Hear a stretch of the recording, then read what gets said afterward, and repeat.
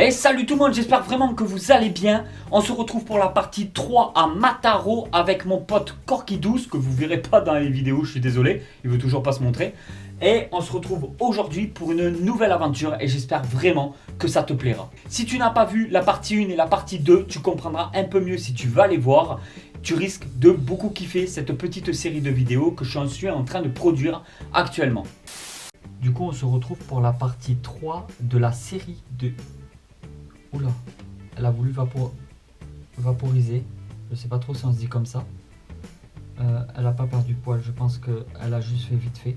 Je disais qu'on était à la partie 3 de la série de vidéos à Mataro chez Corky12. Et aujourd'hui, je vous présente une autre Brachypelma, la troisième. Et celle-ci, je la trouve particulièrement impressionnante et magnifique.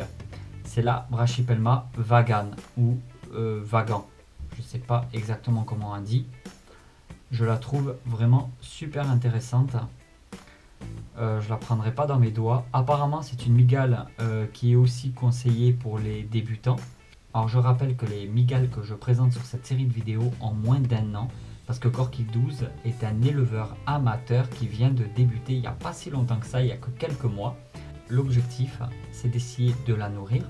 Je rappelle que c'est une petite série de petites vidéos où c'est surtout basé sur l'observation. Alors, est-ce que ça va marcher?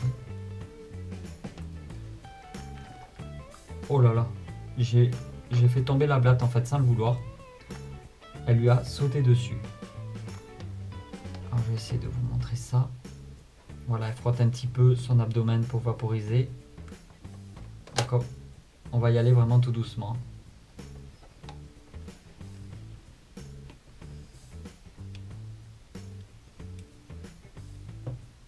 Elle ne me paraît pas du tout agressive.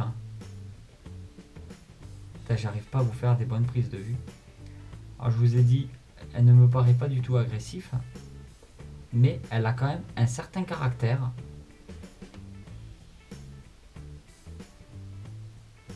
Et du coup, on va faire quand même assez doucement au niveau des mouvements. Alors il m'a expliqué qu'avec les mygales, il faut adopter un comportement très calme, pas de gestes brusques. Parce que la mygale peut être très calme, très douce et peut se montrer d'un coup très speed. Donc il faut faire quand même assez attention avec ça. Vous risquez d'entendre des petits bruits de fond de temps en temps, c'est parce qu'il m'a mis un scorpion de côté que je vous montrerai dans une prochaine vidéo de la série. Après apparemment on ne la verra pas manger, je pense que ça doit mettre du temps, un peu comme chez les serpents. Je ne pense pas qu'elle se mette à mâchouiller sa proie maintenant.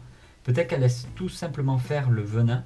Parce que je rappelle que les mygales sont des araignées, c'est venimeux et ça a des crochets à venin qu'on appelle chélicères. Alors je vous donne que très peu d'informations, mais des informations que je suis sûr pour éviter de dire des bêtises dans cette série de vidéos, étant donné que je ne suis pas du tout accompagné par un professionnel.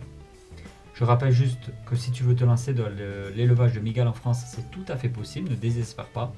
Il faut juste avoir les bonnes autorisations, passer un stage.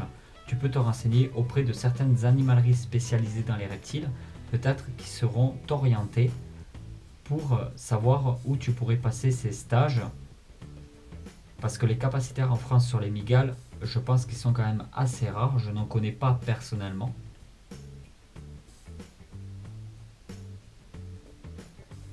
N'hésite pas à me dire ce que tu penses de cette série de vidéos, de la soutenir, de la partager pour que je ne me dise pas que j'ai fait tout ce trajet pour rien. J'espère vraiment que ça va vous plaire.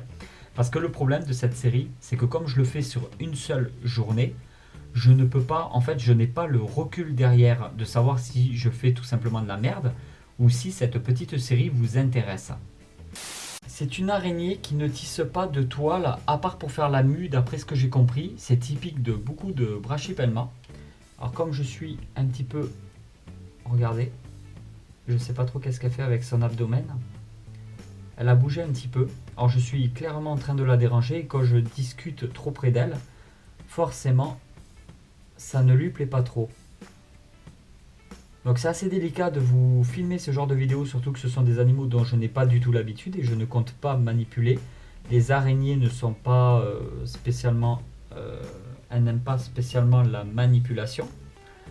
Et de toute façon, c'est prendre un risque inutile pour pas grand chose, parce qu'à part lui générer du stress, je vois pas l'intérêt de la manipuler à part me la péter en vidéo. Et d'un autre côté, ben, si elle me mord, j'aurais tout gagné. Hein. Ça sert vraiment à rien de prendre des risques. Alors c'est pas une espèce mortelle, hein. Elle va pas tuer un homme, mais ça reste une espèce qui possède son propre venin, hein, et qu'il faut du coup faire attention parce que la douleur peut s'avérer assez douloureuse, d'après ce que j'ai compris. Et voilà tout le monde, j'espère vraiment que cette nouvelle aventure t'a plu. Pour une prochaine aventure, je te conseille de suivre la chaîne en appuyant sur la petite cloche qui te donnera toutes les notifications pour éviter de louper des vidéos comme celle-ci si forcément elle t'a plu. Après, si elle t'a pas plu, et si tu veux les louper, c'est tout à fait normal, même si ça m'arrange pas. Et je te dis à très vite pour une nouvelle aventure. Allez tout le monde, ciao ciao.